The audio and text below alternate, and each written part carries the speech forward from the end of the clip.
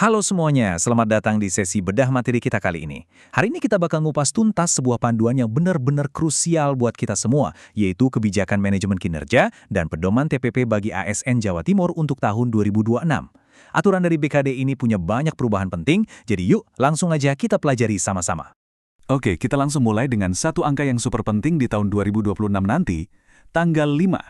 Kenapa sih tanggal 5 di setiap bulannya ini bakal jadi penentu banget buat kesejahteraan kita? Nah, ini dia alasannya. Jawabannya sesimpel tapi juga setegas ini. Kalau kita telat ngisi aktivitas harian di sistem tanpa alasan yang sah, TPP atau tambahan penghasilan pegawai kita ya beneran nggak bakal dibayarkan. Kedisiplinan pelaporan sekarang punya dampak finansial yang kerasa banget secara langsung. Buat ngebahas semua itu, ini dia peta jalan kita hari ini. Kita bakal bedah mulai dari aturan barunya, batas waktu, mekanisme SKP, rubrik berakhlak, bukti eksekusi, sampai ke evaluasi 360 derajat. Yuk, kita masuk ke bagian pertama, aturan baru kinerja 2026. Pasti pada mikir, kenapa sih aturan administrasinya berubah drastis? Gini, sistem e-kinerja kita ini kan lagi berevolusi. Karena sekarang kita wajib masukin semua aktivitas harian ke sistem, otomatis proses verifikasinya jadi jauh lebih panjang.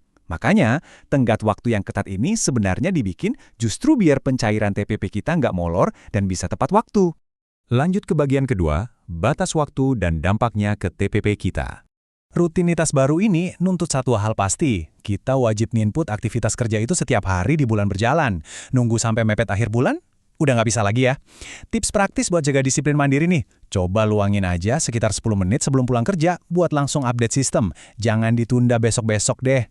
Batas maksimal ngisi di dashboard itu mutlak tanggal 5 di bulan berikutnya. Tapi tenang, beban ini nggak cuma ada di pundak kita kok. Atasan juga diwajibkan sama sistem buat memverifikasi dan ngebimbing bawahannya. Jadi pastiin kita proaktif komunikasi sama atasan. Ini penting banget biar validasi lancar dan usulan kita nggak ditolak BKD cuma gara-gara kelalaian yang sepele.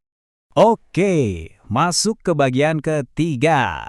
Gimana sih mekanisme nyusun SKP dan ngunain aplikasi SeaMaster ini? Prosesnya tuh benar-benar terstruktur. Pertama, pastiin target kita itu turunan langsung dari atasan, biar selaras sama visi unit kerja. Kedua, bikin minimal 4 rencana aksi atau aktivitas utama. Dan ketiga, jangan lupa unggah SKP tahunan 2025 kita ke aplikasi SeaMaster paling lambat pertengahan Januari 2026. Ingat ya, akurasi data target kerja di fase awal ini ibarat fondasi utama pelaporan kita. Terus, jabatan kita juga nentuin metrik evaluasinya loh. Buat teman-teman di jabatan fungsional, outputnya harus sesuai jenjang. Misalnya, ketua tim butuh output kendali sedang. Nah, kalau buat jabatan pelaksana, aturannya mewajibkan minimal 1 indikator kinerja individu atau IKI yang diprioritaskan sama subbagian perencanaan.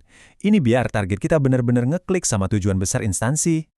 Sekarang kita bahas bagian keempat, yang bisa dibilang contekan kesuksesannya nih, rubrik perilaku berakhlak. Kalau kita bedah kriteria capaian berakhlak ini, kelihatan banget perbedaan matematisnya. Ada beda yang sangat jelas antara dapat nilai di bawah ekspektasi, sekedar sesuai, atau bisa meraih di atas ekspektasi.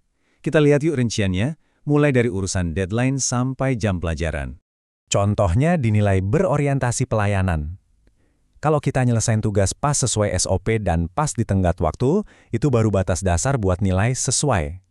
Kalau mau dapat di atas ekspektasi, kita dituntut lari lebih kencang, kasih pelayanan melampaui standar SOP, dan kelar sebelum tenggat waktunya habis.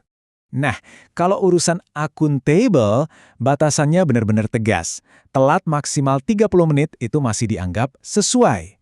Tapi, di atas ekspektasi, butuh kedisiplinan tingkat dewa, alias nggak pernah telat sama sekali. Hati lagi juga ya, kelalaian administrasi kayak lupa unggah surat sakit atau surat cuti yang sah bisa otomatis bikin nilai kita anjlok ke di bawah ekspektasi. Masuk ke bagian kelima, indikator eksekusi bukti. Ngaku kinerja bagus aja nggak cukup dong, kita wajib nyertain bukti fisik. Atasan kita itu sangat bergantung sama validitas dokumen ini.